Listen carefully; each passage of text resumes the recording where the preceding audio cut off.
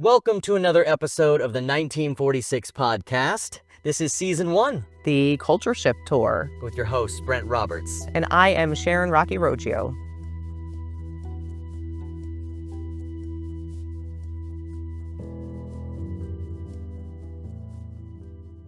If you have made it this far, we are now real central. Like are we halfway through? Are we past the halfway through at this Pretty point? much. So if you've listened this far, I'm beyond proud of you. We love for you. sticking in here. Yeah, and we're Well making our done. way back to California, but first Making my way downtown. we are heading to Memphis. Memphis, Tennessee. And listen, we love Tennessee, but we know Tennessee has some issues going on. Tennessee's got some issues. And we all do. Every state does, right? But Tennessee's got some issues. And we wanted to give some heart to Nashville. We actually have a lot of connections in Nashville, but we've never been to Memphis before. So we randomly were like, hey, let's go visit Memphis and see who we can meet there. We have no resources there. Yep. And on the drive, we didn't have things set. So Legit did not even know what location we were going to go to 2 days before we were that. And we've been emailing for weeks. yeah, trying to get connected to various churches, Dozens guest speakers, of churches. and just everything was falling short. And there was pretty much 3 struggles in the RV. One was that damn flapping window that we had to duct tape a few times, the tires, which we got resolved, and the Wi-Fi. We would be working consistently as we're going down the road, trying to keep up with things and making calls to people in and out of service and reception, because we're going up and down through this country. But as we're going, making calls and trying to make connections, finally, we got connected to this First Baptist Church in Memphis, which again, to Another find Baptist church. another Baptist congregation is like, what? Yeah. It's really cool to bump into this denomination, which is typically like, no, thank you. Well, you know on- what they say, when it rains, it pours. And so like 2 days before the event, we actually did have a United Methodist church Right. come on board and say that they were willing to host us. And there was another church. Remember, the pastor came to visit us. So there were 2 UMC churches that came to our rescue in Memphis. But Peachtree Church was so understanding when Peachtree, yeah. we were like, listen, we just got connected to this Baptist church. Yeah. And I think that's where we need to be. Yeah. And we were downtown Memphis, and to have the opportunity to play for a congregation that recognizes themselves as being Baptist. Yep. United Methodist Church is doing such great work and also having these conversations as far as where LGBTQ people are in the church, and Baptist churches aren't having those same kind of conversations. So yeah, we had to jump on that opportunity. Yeah. And we met wonderful people there at the church. One of which was a fella named Larry Edwards, who helped us with so many tech issues and getting the screen up and the film working just right, who was also in connection with someone named Micah May, who I think I've seen on Instagram and TikTok, who was one of the first people to, in one trip, hit over 400 plus national parks and happens to be a member of the LGBTQ. And Micah's story is that he lost his dad, Larry, and then he befriended this new Larry Edwards we knew, who stepped in as a father figure and helped him elevate so many conversations about self-acceptance and love. And they let us watch a short film they had to start our event. Yeah, we called screened we screened that film before. Yeah, our Canyon event. Chorus was the name of the film. And they take a kayaking trip out there in the wild and unpack so many cool conversations about everything that we're talking about as well.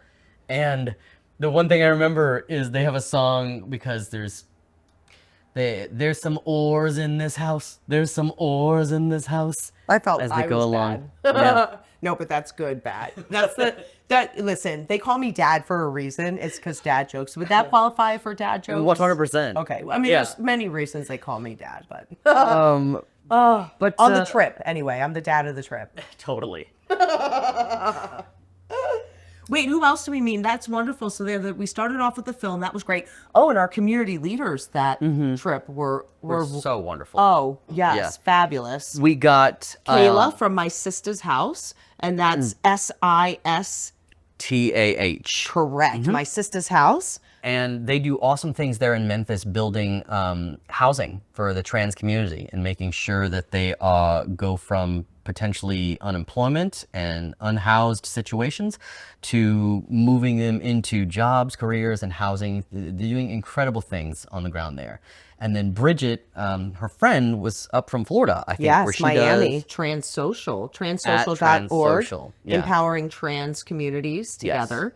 And so similar organizations in different parts, but Bridget just happened to be in Memphis that night and was able to then give us a little bit Yeah. of what they're doing. They were both just so full of natural joy and Yeah. life. And so Eliot and I got to sit down and talk with them, had a great interview just about more about their story Yeah. that I think we should let the audience hear. Let's hear from both the lovely ladies. My name is Bridget Daniels. My pronouns are she, her, hers, and princess of the universe. My name is Kayla Gore. My pronouns are she and her, and I'm the founding director of My Sistah's House. My Sistah's House is a TLGBTQ organization that provides transitional and permanent housing for trans and non-binary people here in Shelby County, Memphis, Tennessee. So in 2018, when I was working at the LGBT Community Center here, we were having to turn away trans adults from emergency shelters that were basically run by faith-based organizations and had a lot of rules and stipulations around gender identity and gender expression.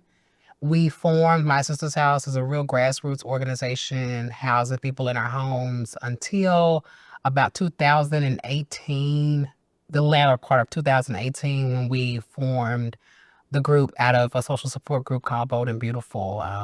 And today we are now a budding, emerging community development group that has developed 10 homes in South Memphis and Orange Mound here. Well, TransSOCIAL is a trans-led and owned organization down in Miami, Florida, that is owned by a lovely couple, by Morgan Mayfair and Ashley Mayfair. It was founded in I'm about to say 1916. I'm sorry.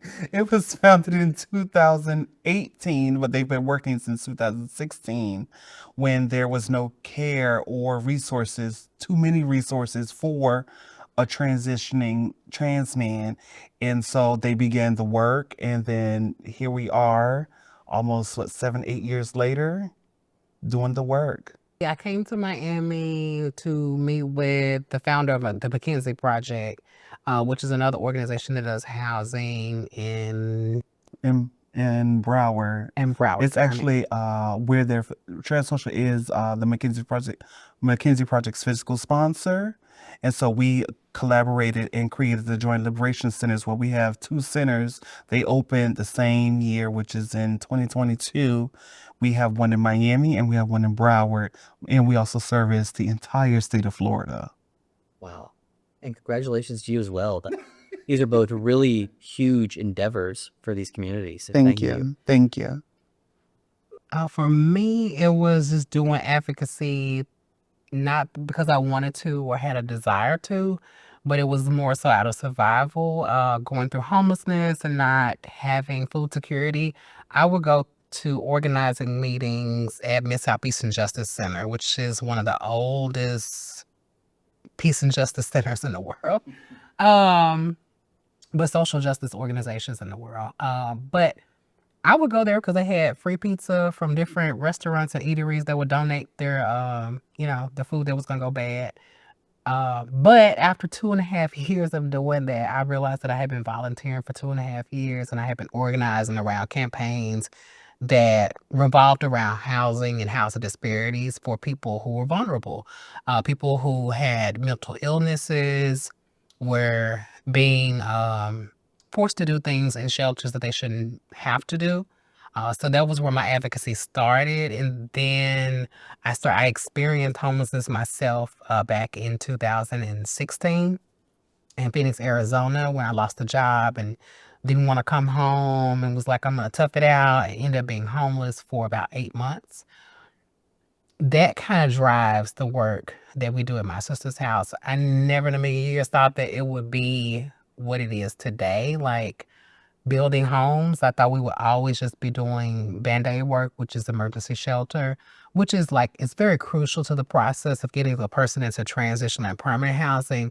But for the trans community, it was literally a Band-Aid, because There are other groups that do community development and have affordable housing available, but the trans community is not considered when they're providing resources or their messaging that's outward facing. It's not really geared toward trans and non-binary people, uh, and LGBT people and all.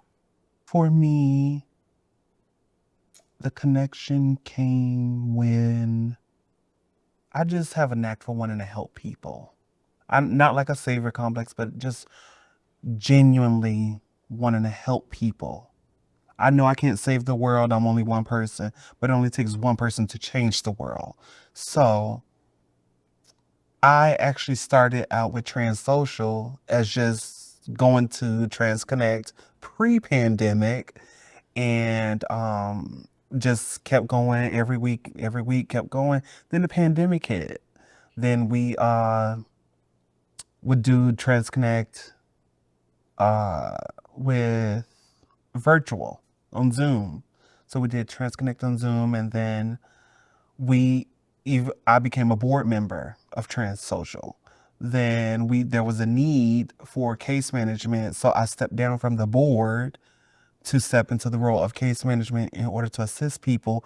So I've helped people with their name change, all the documents for that, passports, food, housing, jobs, you name it, I've probably done it and experienced it. And I've experienced homelessness myself, living in New York City, much like her, not wanting to go home, toughing it out. I didn't want to go home, so I experienced homelessness in New York, and then it got too much for me, so I had to go back home, and then I just started doing the work with TransSOCIAL, and working with TransSOCIAL has been just so life-changing. I've never experienced this level of happiness of being able to help people, just to affirm themselves and to be themselves, because I believe that everyone should be themselves regardless of what the situation be, what the world says, what religious group says, what anybody says. You should always be 100% authentically yourself. I mean, I really want to like kind of expand a little bit on our similar experiences with not wanting to come home and what that means for trans people and LGBTQ people who leave home and the reason that we leave home. And it's to feel free, feel freer to do what you want to do and not, cause a dark shadow over your family because your family is super religious or for me, I'm gonna use me. I grew up in the church. Like going to church that was in somebody's house that had been converted to a church, to the big church steeple, like all different kinds of backgrounds from Calvary, Lutheran, Baptist. I mean, you name it, and I probably have tried it throughout my life because in my family, church was viewed as this place that would save you, that would absolve you from, anything that you were dealing with in life, except for a certain few things. And one of those things was homosexuality. They didn't even talk about transness. So me knowing that and feeling like I could never transition here in Memphis, that's why I stayed in Phoenix, Arizona after I knew I didn't have a job and that my housing was soon going to end because I didn't have finances to cover that. But I was just like, I'm who I want to be. I'm being respected for who I want to be. There's nobody from my past that can say this isn't gonna look good, with your auntie because she's apostolic and they don't believe in this, and women don't even wear makeup in the apostolic faith. And here you are, a person who was born male, and you wanting to wear women's clothes, makeup, and hair.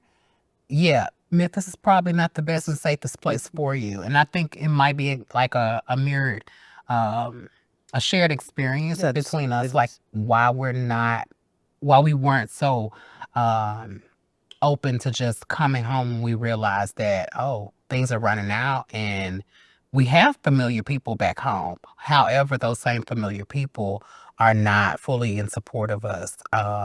Both of us moved to states that were as Southern, that were a little more progressive.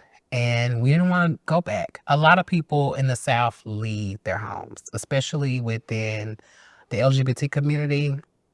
And if there was a survey or a study that did research on that, I think it would just, it would really boil back to their upbringing within the church. Much like you, I also grew up in the church. My mother's actually a minister, and we often bump heads. And just when I came out just as gay, that was a whole, I was dragged to church every Sunday and, pray over me. And it was just all these things, kind of sort of like a conversion therapy, but less therapy and more conversion. And I even resorted to the point of lying to my mother and saying, yes, I'm straight now. I feel cleansed. Woo. And I was living a lie. And I don't think that nobody should have to live a lie. It's not healthy. You're suffocating yourself. Have you tried locking yourself in a box and trying to breathe? You breathe for 10 minutes and then oxygen runs out. That's what I was doing to myself. But I have a lot of shared experiences like she does. So I want the church to understand what God was really about. He was about love, acceptance. He didn't care what was between your legs. He didn't care, how you chose to live your life. He just wanted you to be a good person, be a good human. And that's what I want. I told all my friends is I want my legacy to be that Bridget was a good person, was a good human. That's all I care about. As long as I die when I'm 110, hopefully. I want them to say, you know what? She may have been a B word, but she was a good human. She was a good person. That's all I care about. Just being a good person. And the church really needs to get the message that trans, gay, non-binary, gender non-conforming, it's not as evil as they make it out to be, because a lot of the same people who is in my community is also in that congregation. Whether he's a deacon, whether he's a prophet, minister, altar boy, choir member, we are everywhere. But the thing is, they hide it in church. I want America and I want the church to know that the experiences of Black trans people, the experiences of LGBTQ people is not unique from their own experiences in life. We breathe the same air, like our blood is the same. And I just want people to realize that the church, in my sense growing up was a place of salvation for anybody. And it's like the least of us, like kind of what is on my shirt. The least of us are the ones who God and Jesus wanted to be at the forefront, who they wanted to be a part of their discipleship. People who were, as you said, like who were whores, who were prostitutes, what is the name? Jezebels. Not Jezebels. People who did taxes. The tax collectors, all of these folks. And at the bottom line is that the church is made for a place of fellowship. Yes. And that alone should allow you to open your doors to everybody, and not just to say that you're inclusive, but to say that this is what God wanted us to do with this space, is to make sure that it was welcoming and opening and affirming to everybody. And this is not just like exclusive to the LGBT community, but any freaking body. And it's not just on Sundays, it's not just on Wednesdays or specific church holidays. This is like a 7-day, 365 charge that I believe God has put on his people. And for churches to not support homeless LGBT people, I think it's ridiculous. How can we stand with you? Oh, definitely going to our website. No. I think for us here in the South, and I can speak to the churches here in the South that own land and real property that they're not doing anything with, there are ways that they can increase the housing capacity of different cities, not just here in Memphis, but nationally, everywhere that 1946 goes. Like the charge should be for churches who have property and land to develop that land or to renovate those properties and make them accessible for whether it's their congregants or people who are experiencing homelessness. Here in Memphis and Shelby County, we have groups and churches that open up their ministries on Monday through Friday occasions for people who experience the homelessness to stay overnight. And I think this is something that could be done nationwide, but I also feel like there are not enough churches that are involved. If there were enough churches involved, we wouldn't have an overflow of homeless people who are downtown every night and being turned away because they have compounding issues in addition to homelessness. Bridget, how can Americans stand with the trans community? Stop judging. Stop judging. Stop passing judgment on people, especially trans people. And how do you want us to come to a church if we're going to be judged? If we are going to be looked at, we're going to be berated. If you want to stand with us, say something. Stand up. Don't sit there silent in your good old your ones and two shoes, and you just and be open, be welcoming, be friendly. It don't kill you to be nice. And like she says, it's a lot of these churches that have spaces that they're doing nothing with. And the only time you want to be helpful to people is during the holiday season when you want to give away a turkey or when you want to feed the homeless every now and then so that you can post it on social media. You want to post it on social media? Post that you're welcoming to everybody, regardless. That's how you stand up. Be seen, be heard. When it's time, for pride and everything, you don't have to be out there. Even if you wanna judge somebody because their makeup look bad or something, and while you're at Pride, saying, "Hey, come to our church. We're welcoming, we're affirming," because they have a lot of vendors, but I never see a religious vendor at Pride tabling and say, "You know what? God loves you too. Come to our church sometime." No, for Americans that we get it right by human rights. My hope for America is just that not only do they do right, educate yourself. Education is elevation. They always talk about read the good book. There are other books you can read besides the good book, if it's not banned in Florida. They have a really good point. It's like we can solve as a community homelessness. We can solve starvation. And they're right. And what a great point. Like, look at all this empty space. Not only in the city that we live in LA, but all over. Yeah. The resources are in our hands, and like the church being the church is what needs to happen. It's why we get a 501(c) tax exempt status and nonprofit. Because I think we're meant to be being the hands and feet that take care of some of these social justice issues that the church has been missing in a lot of ways. It's not to say churches don't do amazing things, because so many churches and religious organizations and places of faith have led the way with hospitals and different things, obviously, in history. But we're coming up very short as of late, and especially with mega churches and places in Christian evangelical ministries that are missing the mark on caring for marginalized communities, and especially the unhoused and the hungry.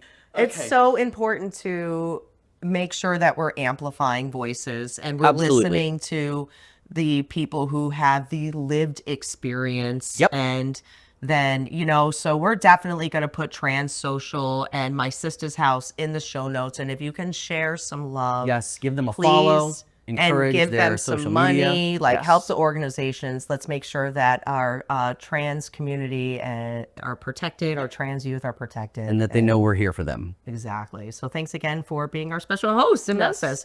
And something else I loved from their interview was talking about how we're among you. We are your choir directors. We are in the pews. We are volunteering. We are showing up where you find LGBTQ people of faith in so many variations of faith in all denominations. And even at this church, bumping into someone who I think had a large coming out story and experience at this church and is an incredible historian, Skip. Oh, Skip. So we never publicly announced any of our locations. We wanted, because we're going on this tour and you can track us. And so you had to register for the event and then we would email you the location. That was also a good way for us since we didn't have all the locations ahead of time and Memphis was 2 days before. It's like, woo, so that was a little buffer for us as well, but it was really mostly for a safety issue. So you had to register to know where we are, and it wasn't just announced all over social media. And so we sent the email out of where it was, and Skip emailed back right away and said, what? This is where I go. I was going to come to the event no matter what, but I am the church historian. And then just sent this long email about the church's history. And yes, they had been there since birth pretty much, right? And then also shared with us a bit of history that when the 1952 Revised Standard Version came out, which was the full Bible, the 1946 version was the New Testament that put the word homosexual in, but they didn't have the Old Testament, or what we call the Hebrew Bible, included yet. And the 1952 does the whole thing. So they had a whole celebration. Opening. Fanfare, they made the newspaper. brass, and drum. Like they had a parade. Yeah. They made it a huge event of celebrating, a huge celebration of that Bible. And then here we come to talk about the mistranslation of scripture of that particular Full circle, Bible. right back. Yep, to 2024. Oh, are we in 2024 already? Jeez. Woo! Okay, so then we got to sit down with Skip too and hear a little bit. Oh, and we did some walkthroughs with Skip and got to see the church and a little bit of the history. Yep. So check out this interview with Skip as we tour this beautiful campus. Welcome to First Baptist Church of Memphis, the oldest Baptist congregation in the city of Memphis. We were founded in 1839. We're actually 20 years younger than the city. And this is a very welcoming church. I want to emphasize that. I am a member of the LGBTQ plus community. My pronouns are he and him. And I've been going to this church since I was born. So I've been here 64 years. Your whole life? Yes, my whole life has been spent at this church. Nice. And Skip, what's your role here at the church? I'm the church historian. I'm responsible for the caretaking, cultivation, and propagation of 185 years of church history. Wow. We just turned 185 this past April. Let's go see some of that history. Yeah. So your parents went here before you were even born, then I take it? My mother and my grandmother joined 1954. Woo. My father was not a churchgoer. He was a sportsman, so he met God out in the lakes and in the streams and in the woods and the fields. Right on. We were founded on April 3rd, 1839. 11 people met in the home of one of the town's citizens in Memphis. And 6 of the people who helped found this church were women. That's pretty cool. 6 women to 5 men. Rare. I love that. It's a nice little thing to have, especially since our 24th pastor is a woman. Reverend Dr. Catherine Spangler Kimmel is our 24th pastor. And let's remember, this is a Baptist church. This is a Baptist church, yes. We are what traditional Baptists used to be. We believe in priesthood of the believer and soul competency. We're also very much adherence to the idea of the separation of church and state, which Southern Baptists at one time believed in, the separation of church and state. That is no longer the case. But if you want to come this way, I'll show you the sanctuary. Yes, I'd love to see it. Lights on for us to see. Wow. The sanctuary was built to hold 2,200 people. 2,200 people? Yes, 2,200 people. Oh my gosh. Attendance these days is a little bit smaller because, like all churches, size is a factor and numbers are diminishing because church is not what it once was in the life of this country. When was this sanctuary? We moved, our first Sunday of worship here was December 2nd, 1951. Wow. So we've been here over 70 years. This is, like I said, this is my church. I'm very proud of it. Some parts of its history I'm not so proud of, but that is with a lot of things that have a history. We're not always 100% proud of everything that we've done, and we've learned from the mistakes that we made in the past. If these pews could talk, what would they say? Oy vey. all the saints, if you will, of the past, the people on whose shoulders we stand, the ones who were part of that great cloud of witnesses who've gone on before us, they gave their lives in this church. They brought their children up in this church. They gave their monies to help fund the programming in this church, and put the buildings here that we still take advantage of today. So we've always been multifaceted, and our reach has not been to just your typical white Southern Baptist parishioner, congregant member. Great. How has your faith and your orientation got along here? That's been a tricky path, and I'm happy to share that. I always knew I was different. And when I was a kid, when I was a teenager, that's when it first started becoming apparent. And I had difficulty dealing with it. When 1978, when I started my fall semester at then Memphis State University, I decided I didn't need the church anymore, so I grew away from the church. And I was gone for about 4 years, 4 or 5 years. And it wasn't necessarily that I was angry at God or angry at who I was. And I didn't come out until 1998. Wow. So I'm still not even out by 78. That was 20 years later. But I just knew there was something about me and I was different. And I got made fun of in some respects by the sports-minded guys who were all into athletics, and I wasn't. I contented myself to work in the church library and with church audio visuals.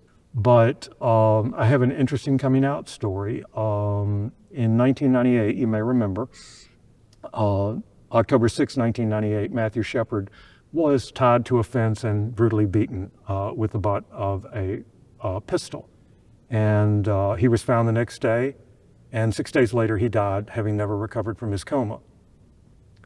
And in 1998, it got to a point where this kid died for who he was, and I can't talk about who I am. I won't talk about it. I'm scared of it. And I finally just came out as a result. Fast forward a couple of decades later, and Matthew Shepard's parents, Dennis and Judy Shepard, are good friends of mine, which still just to this day blows me away. I was, for 9 years, the chairman of the LGBT and Friends Network at FedEx Express here in Memphis until I retired in March. And I got to know the Shepards through my work with LGBTQ advocacy with FedEx Express, and now we're friends. And that is just a whole serendipity. It's still hard for me to wrap my head around. They're two wonderful people, and I greatly love them and appreciate what they have done to enrich my life. There's so many beautiful things in that serendipity of that story, that like a life stolen in hate went on to give so much in love, I think, for not only you, but so many people. Oh, yes. Who that broke their heart and gave them the courage to stand up and Yeah. come out, and including you, which is really beautiful. And Judy will be the first to tell you she wasn't raised to be a public speaker. She's just a mom, and she had a son named Matt. Right. I think that's the majority of us, that we don't feel like heroes, but just enough happens to us to push us into like, I have to do something. I have to say something. Skip, do you have a favorite scripture that's kind of locked in your life from this place? 2 Chronicles 7:14, if my people, which are called by my name, shall humble themselves and pray and seek my face and turn from their wicked ways, then will I hear from heaven and will forgive their sin and heal their land. Also, Psalm 40, which of course was 40 by U2. So that means a lot to me too. Yeah. That's a pretty prominent verse right now with what's going on in our country, our land needing some healing. Yes, very much so. Where's your hope right now for our country? Unity, democracy, not dictatorship. I mean, I'm a progressive person of faith. I don't call myself a Christian because people have kidnapped the word Christian Yeah. and imbued it with a political cloak that it was never meant to have. Christ was the savior of the downtrodden. Christ cleansed the temple of the moneylenders. Christ would not have been at these great fundamentalist gatherings, I don't think, I think he would have been out in the streets talking to the people who are marginalized. That's just my firm belief that Christ is Christ of us all, but I feel like Christ would have a special compassion for those who are on the margins of the world and the margins of society in Memphis or in Gaza. I think you're pretty right. This church is 20 years younger than the city in which it is sitting, and we kind of grew up together, the city and First Baptist. And we are here with 1946, the mistranslation that shifted culture. What is so unique and serendipitous about us being here at First Baptist Church, Memphis? Well, in 1946, Thomas Nelson Publishers released the New Testament, the Revised Standard Version. In 1952, the complete Bible was released, Old and New Testament. And for the Memphis introduction of the Revised Standard Version, a huge ceremony was held here at First Baptist Church in our sanctuary that was attended by over 100 clergy persons and 20 choirs and all interested parties. I'm looking forward to seeing the documentary. It's quite ironic. It's a bit of a serendipity, and I feel like God is moving in all this. This didn't just happen. You didn't just get First Baptist Church. It didn't just happen. There are a lot of churches in Memphis who are accepting and affirming and welcoming. And this is the church that you reached out to that said yes. Why you didn't reach out to others, I don't know. Who else you reached out to, I don't know. But it is a serendipity because of our history with the introduction of the Revised Standard Version in Memphis. And the great, I hesitate to use the word damage, but the great hurt that's been visited upon the LGBTQ plus community all these decades because of that mistranslation. The RSV was supposed to be a more thorough translation than the 1901 American Standard Version. The Revised Standard Version was supposed to be the end-all, the be-all, end-all. And of course, how many more translations have we had since then? Each one is the authoritative, definitive, final. And there's never going to be an authoritative, definitive, and final.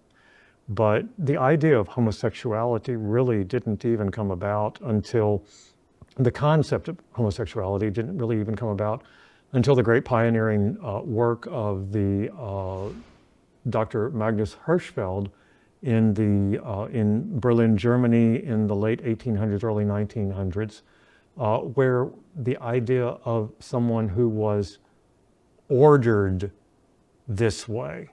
It wasn't a choice, it wasn't a preference. This is who they were, and there was no changing that. And of course, all the pioneering work that he did was destroyed by the Nazis. So we only have a little knowledge of what went on at that time.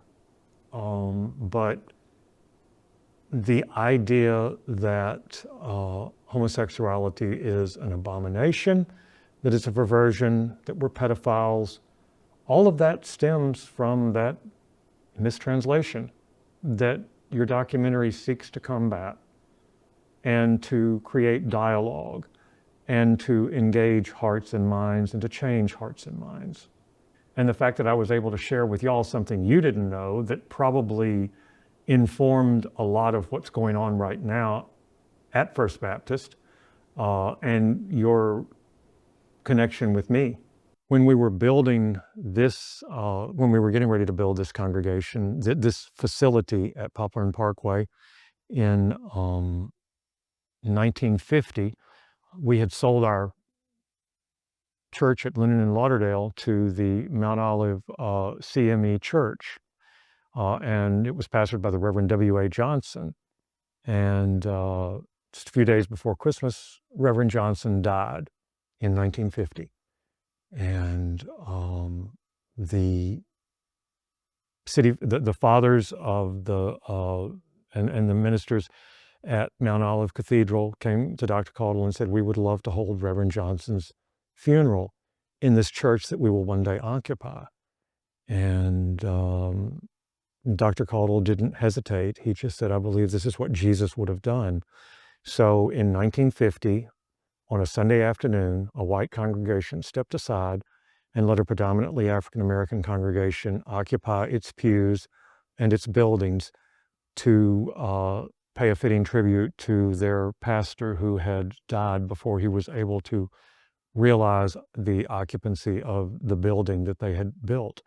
And it just showed Dr. Caudle's nature as someone who believed in the idea of brotherhood as an action, not just a polite word. And the thing that just sticks with me is what Dr. Caudle said when he was interviewed by the newspaper, and it was heavily covered by the newspapers in Memphis. It was also the subject of a New York Times editorial in 1950 called A Fitting Gesture. And it talked about the fact that Dr. Caudle said, I believe this is what Jesus would have done. So I think that really typifies a lot of the history of First Baptist is our outreach to the other and our acceptance of the other. Hadn't always been the case, but it is now. I'm glad I'm able to share this history with you because it is serendipitous. It's just like, wow, of all the places we could go to, and this is where we are. I'm very much an LGBTQ advocate. I'm an out and proud gay man. I'm a member of this church. I serve as its church historian. I work its booth at Pride. I've welcomed the No Hate campaign here to do their photo shoots for the last couple of years because we are welcoming, we are accepting, we do affirm in all aspects of church life. And we are the First Baptist Church of Memphis. You know what else is cool? That our cinematographer here sitting next to me, his name is Eliot, and this church has some pretty unique history for Eliot.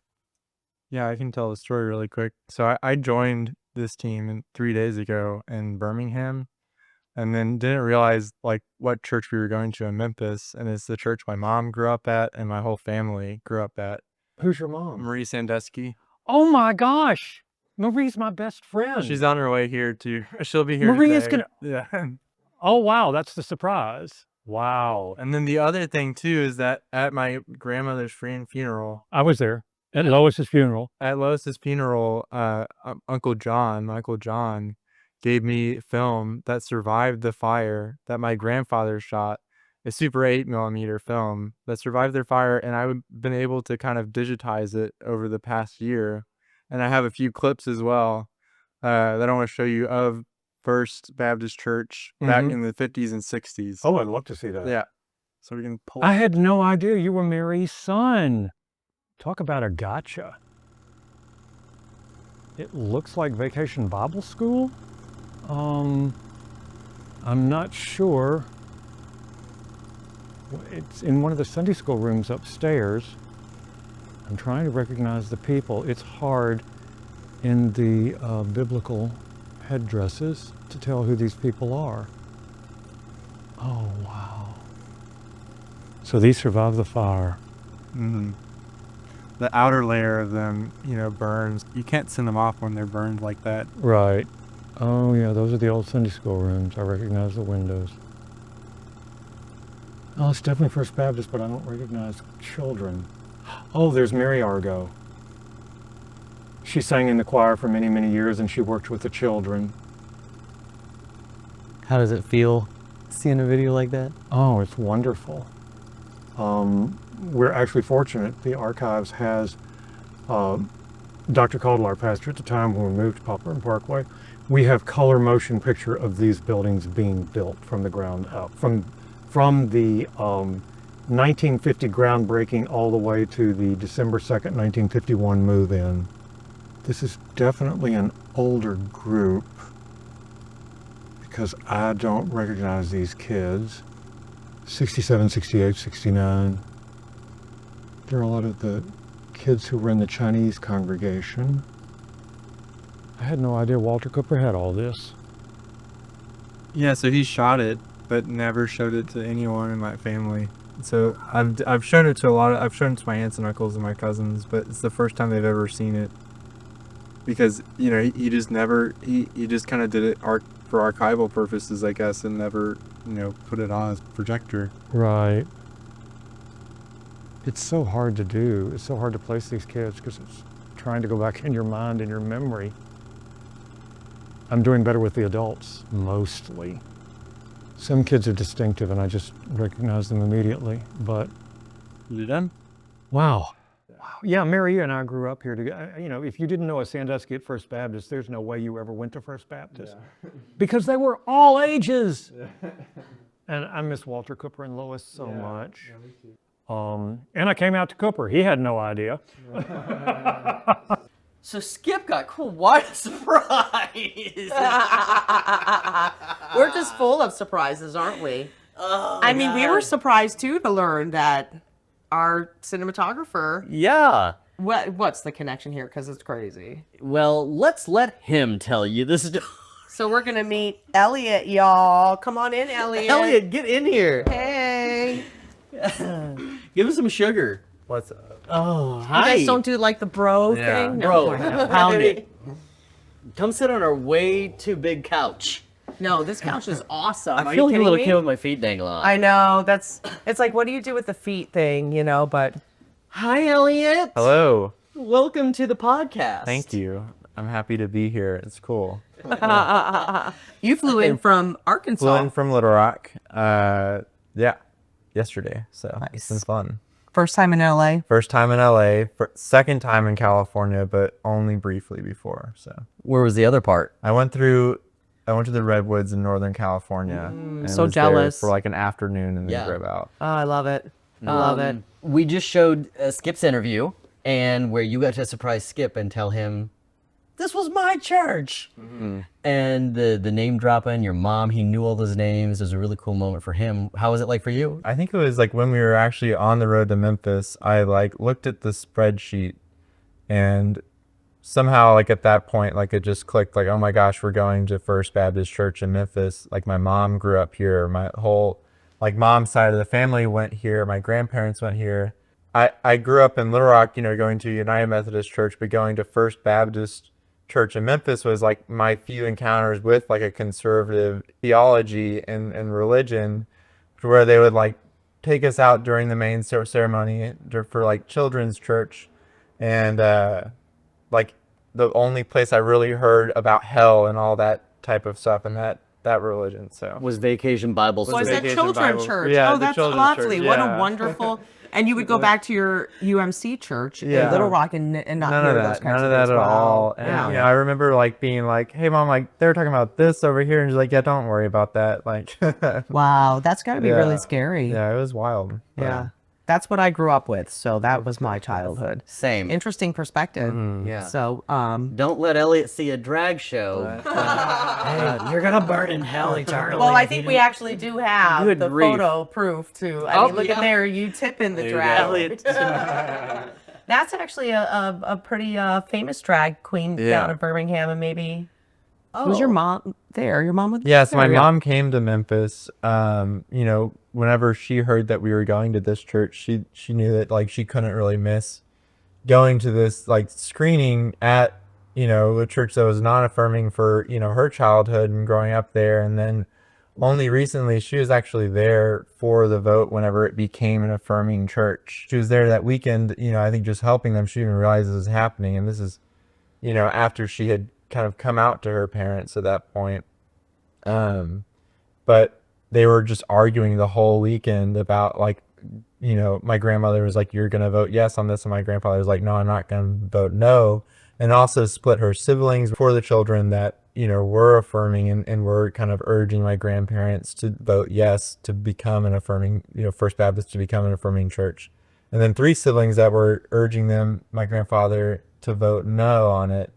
And my mom was like sitting, you know, with them in the main worship hall whenever they had the vote, and she was sitting, I think, between my grandfather and my grandfather, and the vote came around. At this point, like my grandfather was having memory troubles, and you know, he couldn't really remember what the vote was about when it got to him, and he asked my mom, you know, what would you vote? You know, he's like, what are you going to vote? Like, what should I vote on this? What would you vote for this? My mom said I would vote yes, and he just took the thing and wrote no, really big on this slip and put it in the voting thing. But it passed, and they became an affirming church, and it also, I think, lost a lot of members, you know, Wow, with yeah. that as well. Yep. Well, good for them though, Yeah. for sticking up. And I think more churches are starting to do the vote. And as we have more of these conversations, more churches will lean toward love and inclusion and acceptance, and also the evidence of what is really going on in these scriptures. So Yep. yeah. But yeah. That's wild. So wild. You know, as soon as you told us in the RV, we were like, what? Like, get out. This is crazy. Well, here's another thing. So when I was in Arkansas, which is how we met through Brad, and you came in to fill in the second part of our tour, your partner, Molly, picked me up at the film festival. Molly was working the film festival. And so Arkansas is not that far. Little Rock's not that far from Memphis. So Molly came in with your mom to see the screening that day, and is also a filmmaker. And so sorry, Molly, but we put Molly to work. Sorry, Molly. Yeah. It didn't, it kind of just happened. But yes, thank you, Molly, for helping us to get a little bit of filming and playing with the 1946 film crew a little bit. But that was cool to get to see her in Arkansas, and then just not even a week later to be able to see her again at a random Memphis stop. Yeah. Yeah. That's cool. That was fun, and she rode over with my mom, so I'm sure that was fun for her too. But it was so much fun to surprise Skip with all this, because he had no clue, you know, who I was going into that. Yeah, so your mom is Yeah. part of the LGBTQ community. Yes, my mom's bisexual, and her and my father divorced when I was in 5th grade, and then she kind of started dating my stepmom Elizabeth when I was in 7th grade, 6th or 7th grade. And then Elizabeth was always around, but it wasn't, you know, until I think maybe like 3 or 4 years later that my mom let me know when I was, you know, sick and in the hospital. She decided that was the time she would come out to me, and I was like, yeah, I know. You already knew. I already knew. Yeah. My brother knew, and it was like, we're totally fine. Like, you know. Cool. But I think she just needed more time to really feel comfortable. And it took her a while, you know, I think in large part just growing up in, you know, that conservative religion, you know, tradition with her family too, really being non-affirming. The majority of stories we've told and come across go the opposite way, you know, from kids to parents, of kids fearing telling their parents, you telling your dad, me telling my parents, and finding so many parents with their kids, but you, straight kid, and having an LGBTQ mom. I think I'm really lucky. I think, you know, most kids that, you know, go through like a divorce, you know, like my parents are still really close, and it's still been like co-parenting, and also Elizabeth too. Like, I mean, I pretty much just gained a third parent, you know, here in this situation, as well as like 2 really loving grandparents, and Elizabeth's whole family is just so kind and so great. So, I mean, I see myself as like really fortunate, you know, to have gained Elizabeth in my family and her family within our family as well. Yeah. What'd your mom think of the movie? She loved the movie. Her and Elizabeth saw the movie in Little Rock when Rocky was showing it at Real Queer. And she said, I mean, halfway through, I think they just broke down and they'd cried like for the rest of the movie. I think they were the first 2 people to get up after the movie and go talk to Rocky too. That's really So, cool. yeah. Amazing. Amazing. Yeah. I mean, did knowing what this film was about and growing up as you did, and obviously you're an ally because those are your moms, was that a huge catalyst for saying yes to coming with us in the RV? I mean, absolutely. I think, you know, I was busy on the night of the screening in Little Rock for 1946, but I think, like, you know, the amount of impact that it had on my mom, you know, like really told me, like, yeah, it was pretty immediate. I was like, yes, I'll do this. You know, like I really, you know, immediately wanted to be part of this effort and part of this, you know, tour. And I'm really happy that I got to, you know, do that. It's really cool. Yeah. We're happy to have you. Oh my gosh, yeah. Should we tell everybody his nickname? Superman. Y'all, I'm sure y'all could probably just see it anyway. We didn't have to say it, but it's not. more than the Clark Kent look. You're very talented and can fix things, and we really appreciate Do it. not take the glasses off because they'll know. Yeah, you never know, right? Exactly. I turn into Rocky, and Eliot turns into Superman. And I'm just me. I'm not a Marvel character. From your time in the RV, what was one of your favorite highlights or moments? Someone coming up to you to share a story, or was it mostly time with me?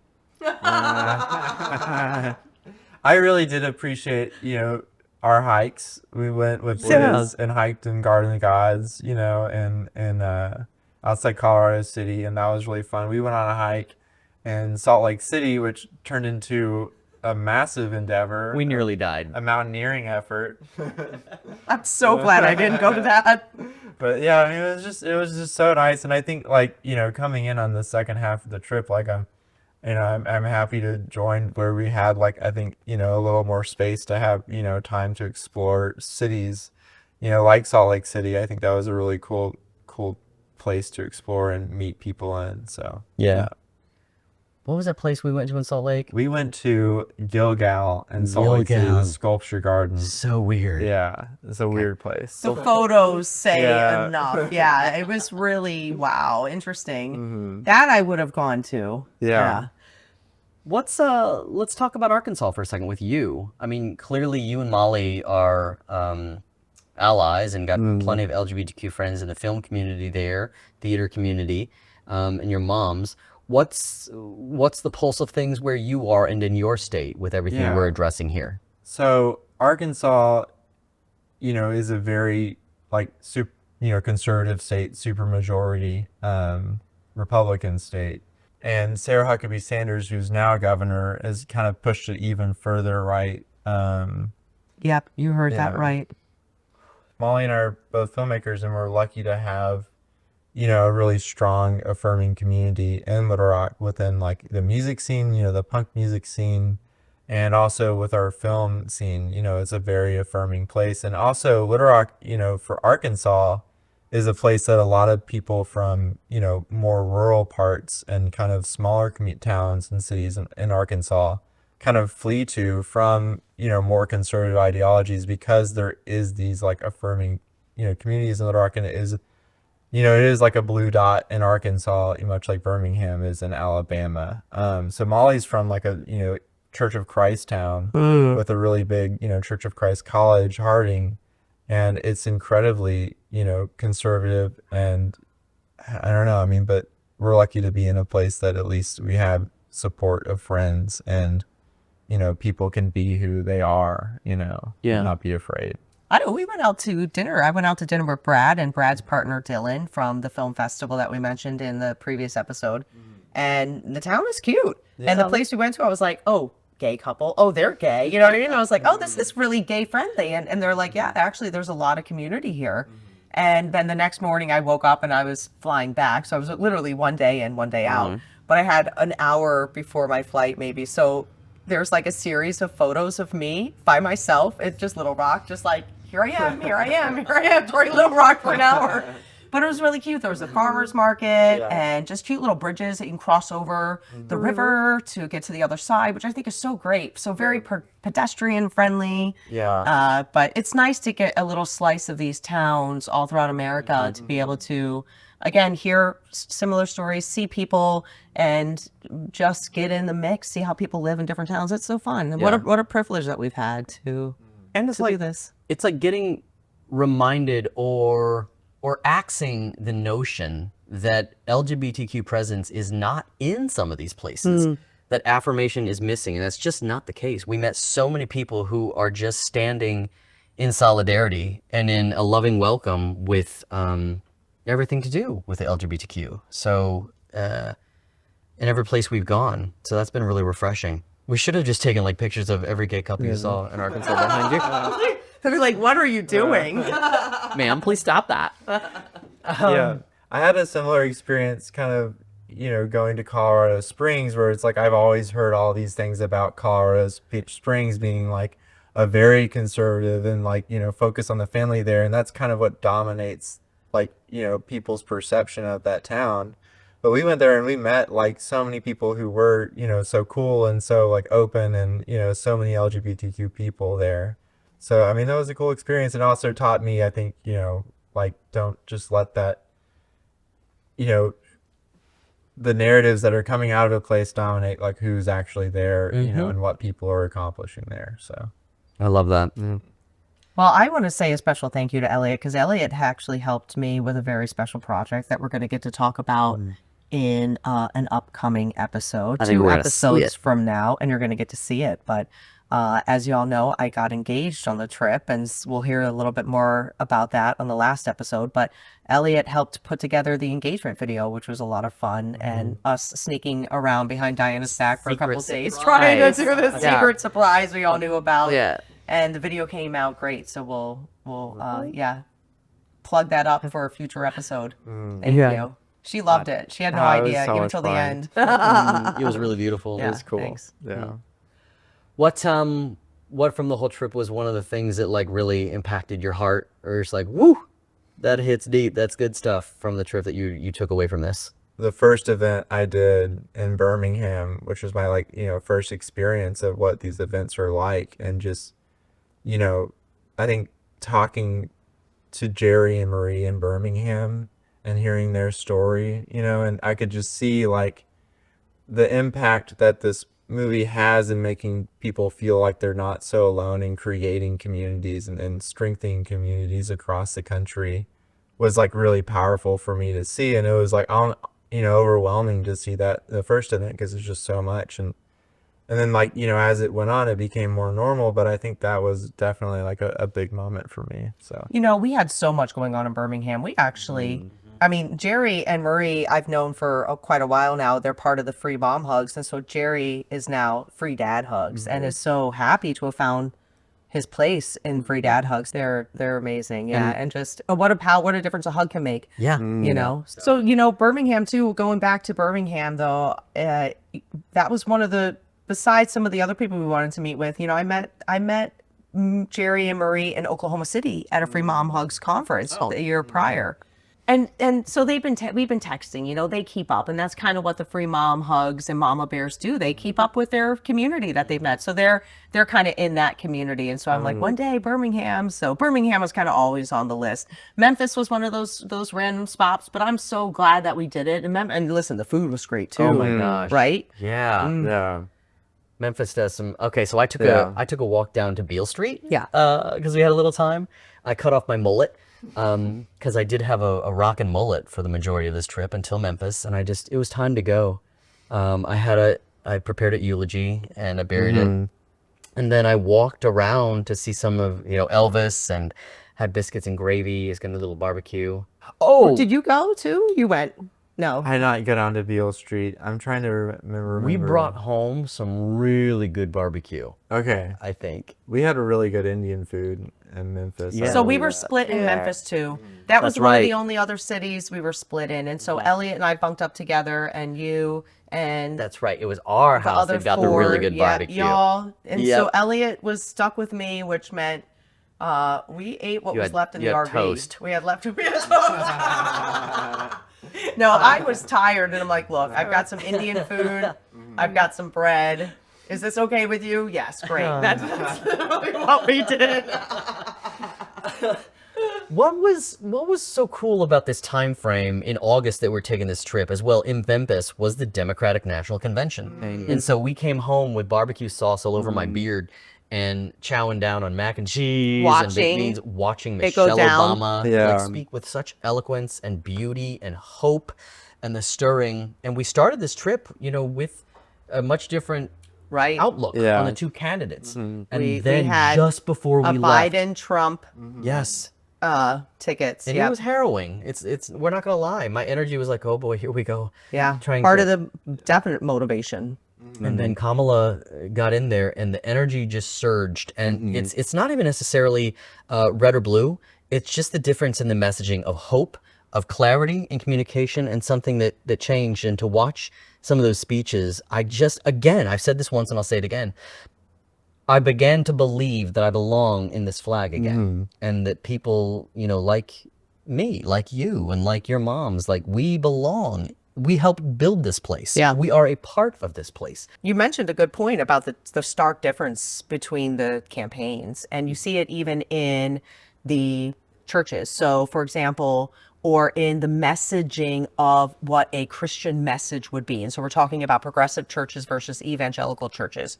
And you look at something like Charlie Kirk's message with Turning Point USA.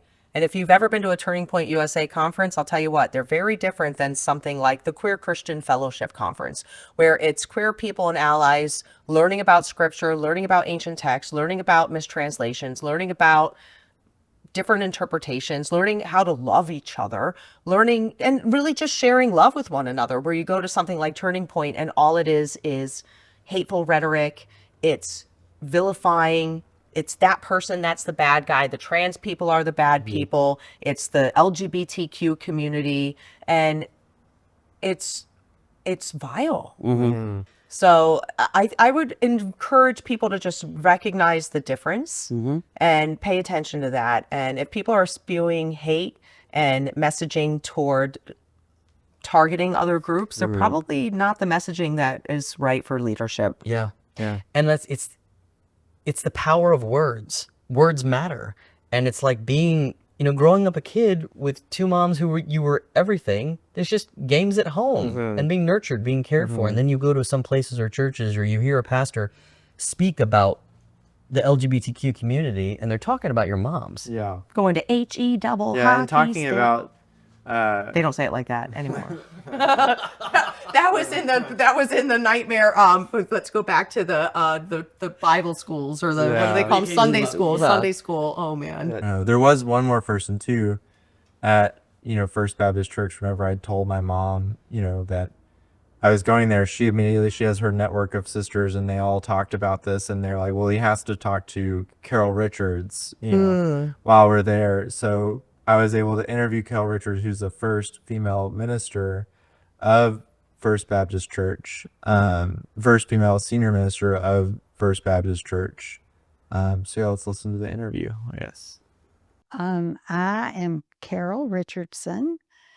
I have been a cradle roll baby of this church for, it would total now for 81 years.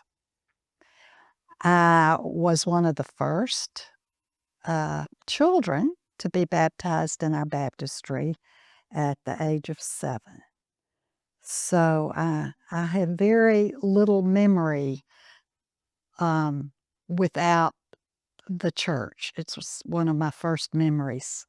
My first profession was a speech pathologist. When I began to have children, I elected to be a stay-at-home mom. And then when they left home for college, I began to think, what did I want to do next? First, being asked to be one of 4 of the first female deacons of the church. And I had a great mentor in Lois Sandusky who encouraged us to consider that call. And so all 4 of us said yes, and we were ordained as female deacons. So from that and the call to divinity school, it was a process encouraged by my church and my husband. I left husband Greer, behind.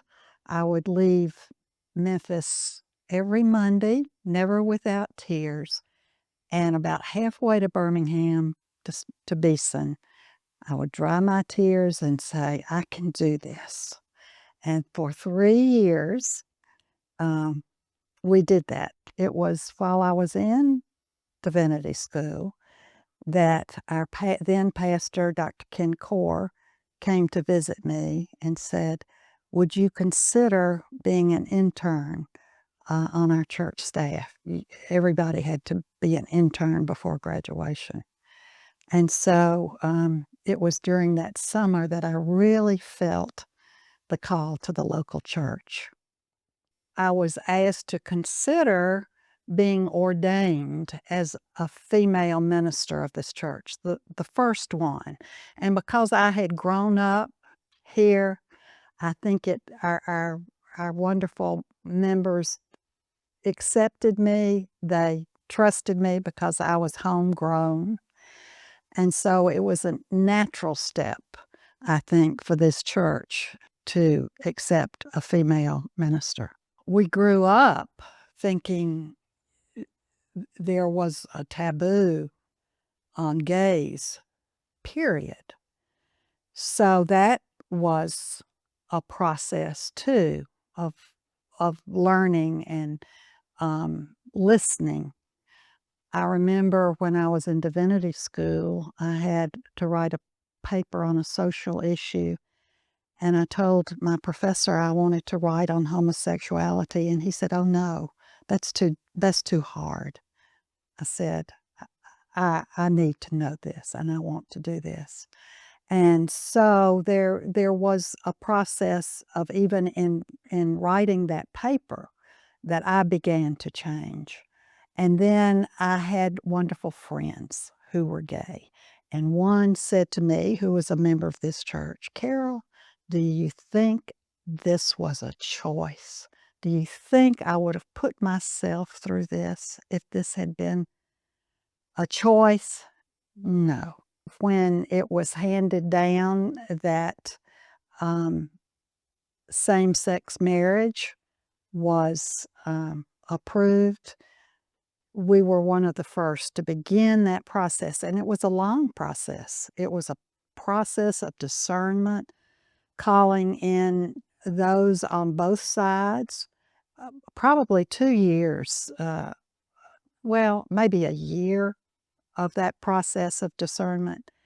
And then our son was chair of the deacons, so he had the bulk of the work before him, and he was a good one to do it because he was fair and listened. And so in January, we took a vote of the church, secret ballot, and you marked either yes or no. Yes, we approve. No, we don't. And the yeses won. I think the whole church came to love those that walked a different path as far as partners and marriage. And so we did the right thing, and we're grateful that we did. And that's what I love about First Baptist. She's always been a progressive church where things matter. It's civil rights, call to women as ministers, and then agreeing to allow same-sex marriage here. And that should have happened, because if you're a member of First Baptist, you should be welcome to all of its privileges. And so I'm very proud to be a part, still am a part of this wonderful congregation. Well, I mean, even just being a Baptist church that becomes affirming, women leadership, we know, has been a big issue in the church. Huge. And how many women pastors have we seen all along? All across this trip, Amazing. I have been fired up to meet so many incredible women leading the charge and leading the way. Yeah. But yeah, this whole trip has absolutely been there's few things that come to mind. Hospitality is one, and nixing the notion that there's hatred, bigotry, animosity, when we have found so much opposite of that in the churches we've gone to, even on the road. And then another theme has been let the women lead. Because Let the women lead. They are. They are in all of these churches. And finally, of course, I grew up with women don't preach. Not in this school, not in this church. And it's just wonderful to hear them leading the way with such they've spoken so beautifully and said such powerful things around us and welcomed us, and you can see the respect that they have earned from the people who are there serving at their congregations and churches, and all the people we've interviewed, the awesome things they're doing with various nonprofits and organizations. Women are crushing it right now, and it's amazing. So if you made it this far, you know what time it is. It's time to say thank you so much to the audience. Thank you, Eliot, so much for joining us on this amazing road trip and your amazing work. And now you're doing post for us, so doing some post-production for us on this and getting it out to the audience. You know where to find everything in the show notes. Anything else we want to say? Just thanks for being here. Thanks for continuing to follow this journey and being a part of it. See you on the next one. Bye. See ya. Thank you to our sponsors, makingthingsright.org, for your generous donation and helping us produce this podcast. And to Uncut Studios in downtown Los Angeles.